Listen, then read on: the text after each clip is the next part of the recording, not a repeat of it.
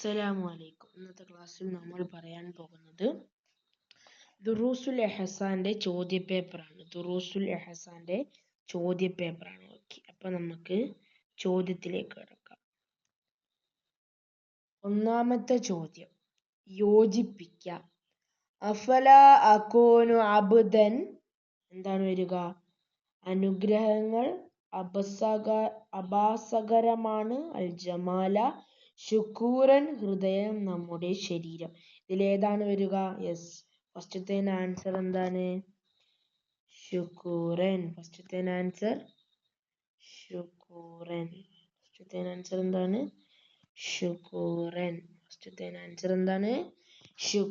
മനസ്സിലാവുന്നുണ്ടല്ലോ?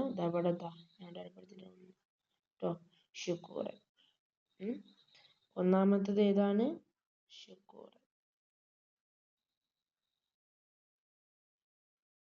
ഒന്നാമത്തത് ശുക്ർ. അഫലാകൂനു അബ്ദൻ ശുക്ർ. രണ്ടാമത്തെ ചോദ്യം, ഇന്നല്ലാഹ ജമീലുൽ യുഹിബ്ബുൽ, അനുഗ്രഹങ്ങൾ അപസകരമാണ്. അൽ ജമാല, ഹൃദയം നമ്മുടെ ശരീരം. ഏതാണ്? അൽ ജമാല. എന്താണ് വരിക? അൽ ജമാല. നാളത്തെ പരീക്ഷ ഏതാണ്? ദുറൂസുൽ ഇഹ്സാൻ. ഈ ചോദ്യങ്ങളിൽ 2-3 എന്തായാലും ചോദിക്കും, നിർബന്ധമാണ്. അത് ഉറപ്പായ കാര്യമാണ് കേട്ടോ. അൽ ജമാല. അപ്പൊ 2 ഇതാണ് കേട്ടോ. ഇതാണ് 2. Okay, next. അള്ളാഹുവിന്റെ നോട്ടസ്ഥലം. അനുഗ്രഹങ്ങൾ അപസാകരണം, ഹൃദയം നമ്മുടെ ശരീരം. ഏതാണ്? ഹൃദയമാണ് അള്ളാഹുവിന്റെ നോട്ടസ്ഥലം, അല്ലേ? ഹൃദയം. അപ്പൊ ഇതാണ് അള്ളാഹുവിന്റെ നോട്ടസ്ഥലം. ഓക്കെ, ഹൃദയം.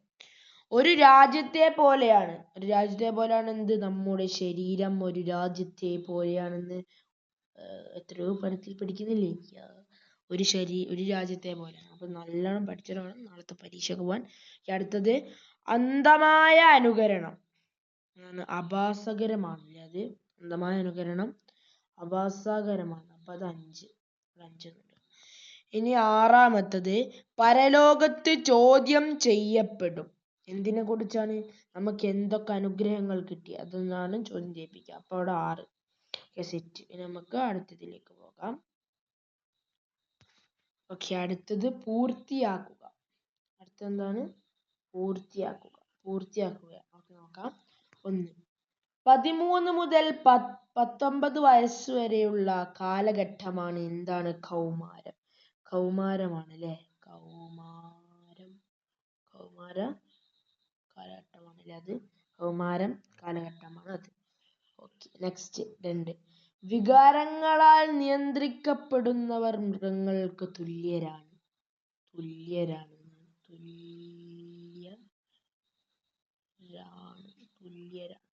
മൃഗങ്ങൾക്ക് തുല്യരാണ്. മൃഗങ്ങൾക്ക് തുല്യരാണ്. വമാബിക്കും മിൻ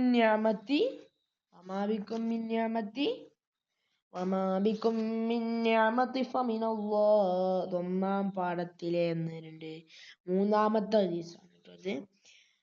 ഫമിനല്ലാഹ് എന്നാണ് ഇതിന്റെ ഉത്തരം കേട്ടോ. ഫമിനല്ലാഹി എന്നാണ് ഇതിന്റെ ഉത്തരം. അടുത്തത്, വകുല്ലഹുമാ കൗലൻ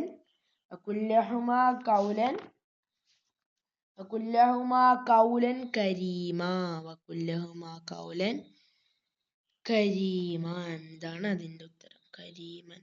ഓക്കെ, വകുല്ലഹുമാ കൗലൻ കരീമാ. മാതാപിതാക്കളോട് മാന്യമായി സംസാരിക്കുക. അടുത്തത്, മൂന്നാമത്തത്, 3 വീതം എഴുതുക. എന്നാണ്. അപ്പൊ ഫസ്റ്റത്തത്, നബി സല്ലല്ലാഹു അലൈഹി വസല്ലമ തങ്ങൾ അള്ളാഹുവിനോട് അഭയം തേടാറുണ്ടായിരുന്ന കാര്യങ്ങൾ ഏതൊക്കെയാണ്? 1. എന്താണ്? 3 എഴുതേണ്ടത്. ഫസ്റ്റ് നമുക്ക് എന്താക്കാം? ദുഃഖം എഴുതാം. ദുഃഖത്തെ തൊട്ട് നബി സല്ലല്ലാഹു അലൈഹി വസല്ലമ അഭയം തേടാറുണ്ടായിരുന്നു. ഇതിന്റെ ആൻസർ നിങ്ങൾക്ക് 3-ാം പാഠത്തിൽ അവസാനത്തിൽ കാണാം. ദുഃഖം.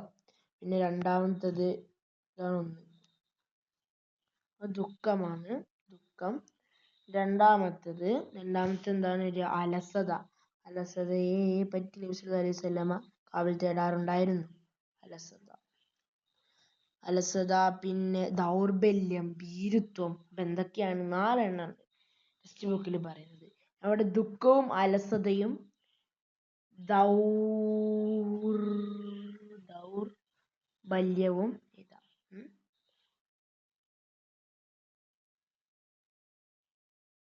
ദൗർബല്യവും ഞാൻ ഇവിടെ എഴുതിടാം. Okay, set. ബാക്കി ടെക്സ്റ്റ് ബുക്കിലുണ്ടാവും. ഓക്കെ, നമ്മൾ അടുത്ത ചോദ്യം നോക്കാം. കൗമാരത്തിൽ സംഭവിക്കുന്ന മാറ്റങ്ങൾ. കൗമാരത്തിൽ സംഭവിക്കുന്ന മാറ്റങ്ങൾ എന്തൊക്കെയാണ്? വ്യതിയാനങ്ങള്, ഉയരം, ഭാരം. നമുക്കിവിടെ ഉയരവും ഭാരം,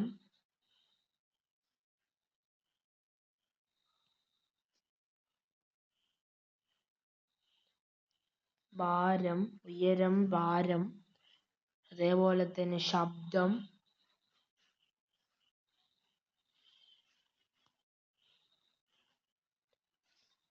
ഓക്കെ, ഇതൊക്കെയാണ് മാറ്റം വരിക. Okay, set. അടുത്തതിലേക്ക് പോകാം. ഒരു ചോദ്യം കൂടി. ഓക്കെ, മൂന്നാമത്തത്. ഒരു അടിമയുടെ കാലടികളും മുന്നോട്ട് നീങ്ങുകയില്ല എന്ന് നബി സല്ലല്ലാഹു അലൈഹി വസല്ലമ പറഞ്ഞ ഖിയാമത്ത് നാളിൽ ചോദ്യം ചെയ്യപ്പെടുന്ന 4 കാര്യങ്ങൾ എഴുതുകയാണ്. ഓക്കെ, അപ്പൊ 4 കാര്യങ്ങൾ നമുക്ക് നോക്കാം. 1, ആയുസ് എന്തിനു വേണ്ടി നീ വിനിയോഗിച്ചു? ആയുസ് എന്തിനു വേണ്ടി നീ വിനിയോഗിച്ചു? ആയുസ് എന്തിനു വേണ്ടി നീ വിനിയോഗിച്ചു? രണ്ടാമത്തത്, അറിവ് അതുകൊണ്ട് എന്ത് പ്രവർത്തിച്ചു? അതുകൊണ്ട് നീ എന്ത് പ്രവർത്തിച്ചു? മൂന്നാമത്തത്, ദാനം എങ്ങനെ സമ്പാദിച്ചു, എന്തിൽ ചിലവഴിച്ചു? ദാനം എങ്ങനെ സമ്പാദിച്ചു, അത് എന്തിൽ ചിലവഴിച്ചു? നാലാമത്തത്, ശരീരം എന്തിൽ നശിപ്പിച്ചു? ഈ 4 കാര്യങ്ങളാണ് ചോദിക്കുക. നിങ്ങളെ പരീക്ഷാപത്രം 3 എണ്ണം എഴുതിയാൽ മതി. ഇതിൽ 3 എണ്ണം നിങ്ങൾ എഴുതി. ഒന്നുകൂടി വായിച്ചുതരാം. ആയുസ് എന്തിനു വേണ്ടി വിനിയോഗിച്ചു? 2, അറിവ് അതുകൊണ്ട് എന്ത് പ്രവർത്തിച്ചു? 3, ദാനം എങ്ങനെ സമ്പാദിച്ചു, എന്തിൽ ചിലവഴിച്ചു? 4, ശരീരം എന്തിൽ നശിപ്പിച്ചു? ഇത്ര കാര്യങ്ങളാണ് ചോദിക്കുക. ഓക്കെ, അപ്പൊ നെക്സ്റ്റ് ഇത് നിങ്ങളുടെ ഫസ്റ്റ് പാഠത്തിലെ 3-ാമത്തെ പേജിൽ കാണാം. ഓക്കെ, ഇതിലേക്ക് പോകാം. നമുക്ക് നെക്സ്റ്റ് ഉത്തരം എഴുതുക. നെക്സ്റ്റ് എന്താണ്? ഉത്തരം എഴുതുക. യഥാർത്ഥ നന്ദി എന്ത്? യഥാർത്ഥ നന്ദി എന്താണ്? യഥാർത്ഥ നന്ദി എന്ത്?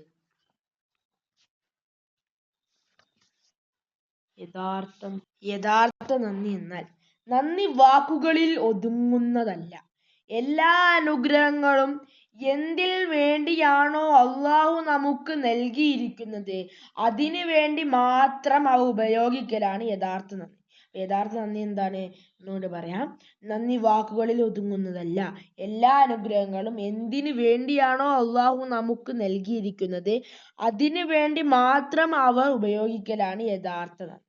ഓക്കെ, അത് വഖലീലുൻ മിൻ ഇബാദി ശുക്കൂർ എന്ന ഫസ്റ്റ് പാഠത്തിലെ 2-ാമത്തെ പേജിൽ അത് കാണും. നന്ദി ചെയ്യേണ്ടത് എങ്ങനെയെന്നതിന്റെ തൊട്ടു താഴെ ഉണ്ടാവും. അത് നന്ദി വാക്കുകളിൽ ഒതുങ്ങുന്നതല്ല. എല്ലാ അനുഗ്രഹങ്ങളും എന്തിനു വേണ്ടിയാണോ അള്ളാഹു നമുക്ക് നൽകിയിരിക്കുന്നത് അതിനു വേണ്ടി മാത്രം അവ ഉപയോഗിക്കലാണ് യഥാർത്ഥ നന്ദി. ഓക്കെ, 2-ാമത്തെ ചോദ്യം. ഒരാൾ നമുക്ക് ഉപകാരം ചെയ്താൽ പറയണം എന്ത്? ജസാക്കല്ലാഹു ഖൈർ എന്ന് പറയണം. എന്താണ് പറയേണ്ടത്? ഇത് നടക്കൂല കേട്ടോ, ഞാൻ വെറുതെ എഴുതിയേക്കുന്നതാണ്, നമുക്കൊന്നും മനസ്സിലാവില്ല. പാതി ഇടാനാ പറ്റും.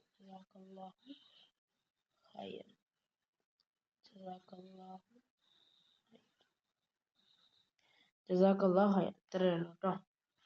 ഓക്കെ, ഇനി നെക്സ്റ്റ് 3-ാമത്തെ ചോദ്യത്തിലേക്ക് നമുക്ക് പോകാം. 3-ാമത്തെ ചോദ്യം, അനുഗ്രഹങ്ങൾ. ചോദ്യം, അനുഗ്രഹങ്ങൾ വർദ്ധിക്കും എന്തുകൊണ്ട്? അനുഗ്രഹങ്ങൾ എങ്ങനെയാ വർദ്ധിക്കുക? അപ്പൊ അതിന്റെ ആൻസർ എന്താണ്? നാം നന്ദിയുള്ളവരായാൽ അനുഗ്രഹങ്ങൾ വർദ്ധിപ്പിച്ചു തരുമെന്ന് അള്ളാഹു വാഗ്ദാനം ചെയ്യുന്നു.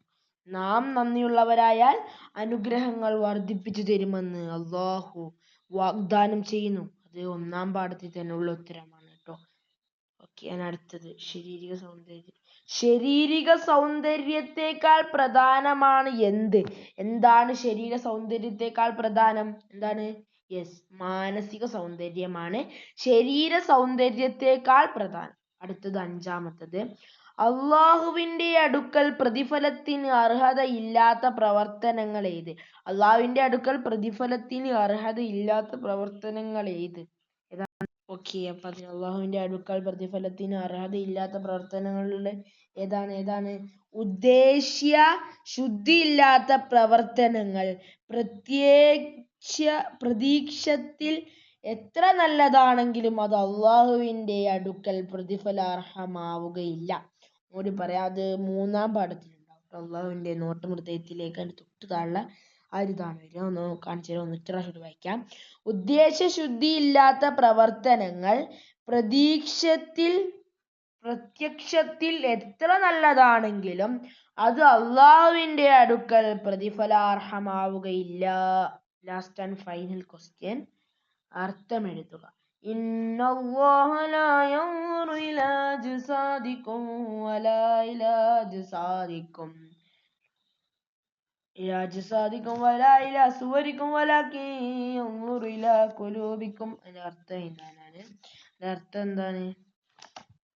പറയൂ, കമന്റിൽ പറയൂ അതിനർത്ഥം. മലയാളത്തിൽ വേഗം ടൈപ്പ് ചെയ്തിട്ടാൽ മതി. ഇതിന്റെ അർത്ഥം ഞാൻ പറയാൻ പോവാണ്. അല്ലാഹു തആലയുടെ നോട്ടം നിങ്ങളുടെ ശരീരങ്ങളിലേക്കോ രൂപങ്ങളിലേക്കോ അല്ല, മറിച്ച് അവൻ നോക്കുന്നത് നിങ്ങളുടെ ഹൃദയങ്ങളിലേക്കാണ്. അപ്പൊ ഒന്നുകൂടി പറഞ്ഞുതരാം. അല്ലാഹു തആലയുടെ നോട്ടം നിങ്ങളുടെ ശരീരങ്ങളിലേക്കോ രൂപങ്ങളിലേക്കോ അല്ല, മറിച്ച് അവൻ നോക്കുന്നത് നിങ്ങളുടെ ഹൃദയങ്ങളിലേക്കാണ്. ഇതാണ് അതിന്റെ ആൻസർ. ഇത്രയാണ് നമ്മൾ ഒരു വീഡിയോ വൈൻഡപ്പ് ചെയ്യാൻ പോവാണ്. ഓക്കെ, അപ്പോൾ നമുക്ക് പിന്നെ അടുത്തൊരു വീഡിയോ കാണാം. എല്ലാവരും ലൈക്ക് ബട്ടൺ അമർത്തി സബ്സ്ക്രൈബ് ചെയ്യുക, ലൈക്ക് ചെയ്യുക. ക്ലാസ് ഇഷ്ടപ്പെട്ടാൽ കമൻറ്റിൽ പറയുക. ഓക്കെ, ബാക്കി എല്ലാ കാര്യങ്ങളും കമൻറ്റിൽ പറയുക. പിന്നെ നമുക്ക് അടുത്തൊരു വീഡിയോ കാണാം. എല്ലാവർക്കും അസ്സലാമു അലൈക്കും.